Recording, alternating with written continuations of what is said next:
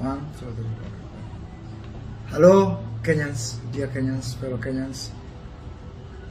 Honorable Moses Kuria here to wish all of you a very happy New Year 2022.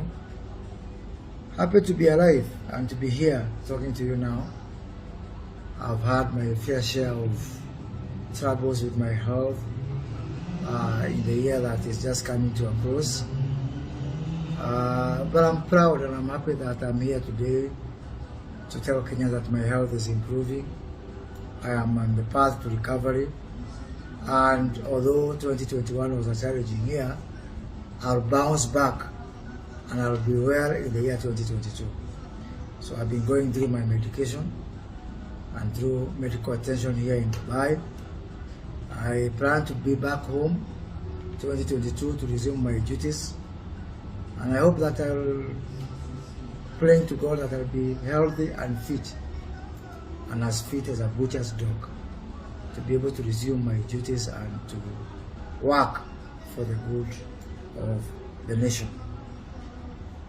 Very grateful to Kenyans for standing with me in prayers, to my family for standing with me through very difficult times, to my people of Gatundu South for never losing faith in me even when I've been away for all this time, and for my colleagues in Parliament and the leadership of Parliament under the Parliamentary Service Commission. Very special thank you to Speaker Justin Muturi for the support that the Parliamentary Service Commission has extended to me, that has seen me being able to receive the best medical treatment that I can as much as possible. In the year coming, I want to pray for peace, to ask all that we be peaceful as a country. We have a wonderful country. If you are out of this country for the time I have been out, it's when you realize you have a beautiful country. We should cherish it. We should always remember that. Ask yourself, if you are given a chance to be born in another country, would you still choose to be born in Kenya? I personally, even if I'm given 5 times to be born again, I will choose to be born a Kenyan, because we have a great country, we are a great people, we are a warm people, and we are a country that can be actually many people would pray that they be born or they belong to a country known as Kenya. As we move to this coming year, 2022, we are going to have general elections, and it's never easy time. Personally, I have been involved in all presidential elections within the multi-party era since 1992.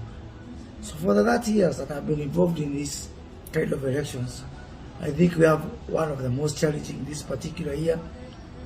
There is a possibility that it will be divided, but we can choose as Kenyans to make this to be the most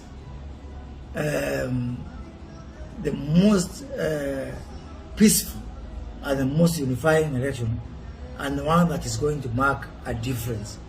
We don't need any laws, we don't need any statutes, we don't need to be forced by anyone to be peaceful, to behave well, and most important, to accept the results, so that winners are going to be congratulated by losers, and together, whether you won or you lost, we fought together as a country. And to all the people who are looking for elective seats, presidential elections especially, I want to tell them, Kenyans love you a lot. Kenyans love you, Raila Odinga. Kenyans love you, William Ruto. Kenyans love you, Musalia Mudavadi.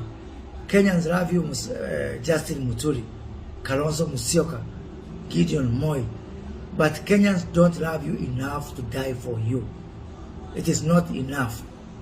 No Kenyan is prepared, no matter how much they love you, to die for you. So please be advised accordingly that if it is between you and peace and the future of our children, Kenyans will choose peace and the future of our children over you. So please don't be misguided for one moment.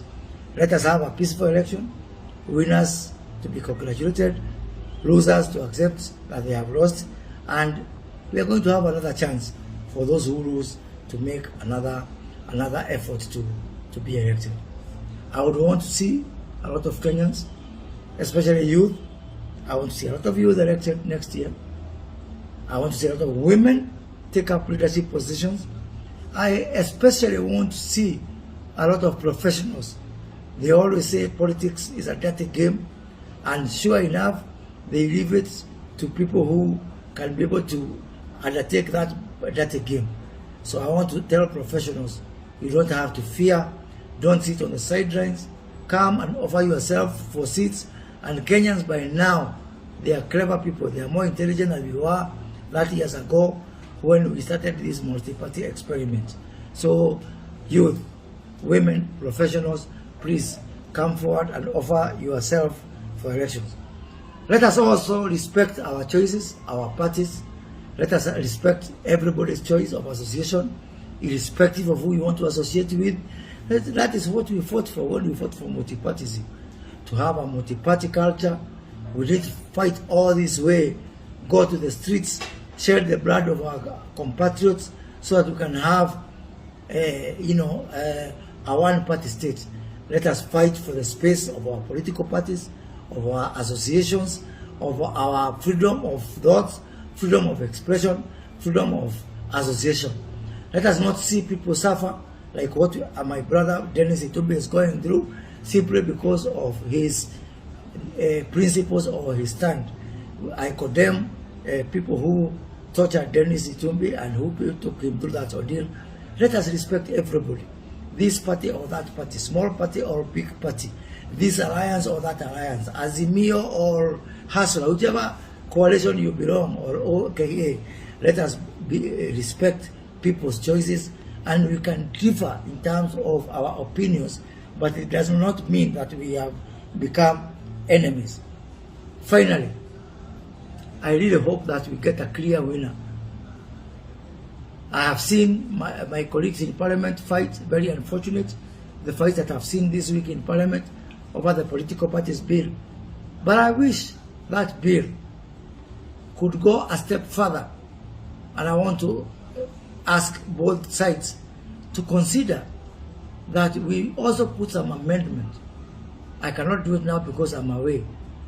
That if you do not garner 60% or more of the presidential votes, if you garner 50+1, you will form government. That is what we have, and we have to safeguard that. And losers have to accept that somebody has won. But because of where we are, fragile as a country, I would want to see a change in the law, such that if you do not garner 60% or more, you have to form a government of national unity for a period of 5 years. Because if we don't do this, I fear for our beloved country, Kenya.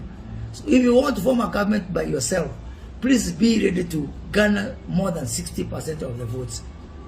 Otherwise, if you get 50+1 up to 60, please be ready to accommodate even the people you have defeated, so that we bring Kenyans together, we don't fight, we don't divide our people, and we safeguard the country for the future generations. Asanteni sana, na nawatakia mwaka mwema ambao uko na mafanikio, amani na faraja. Asante.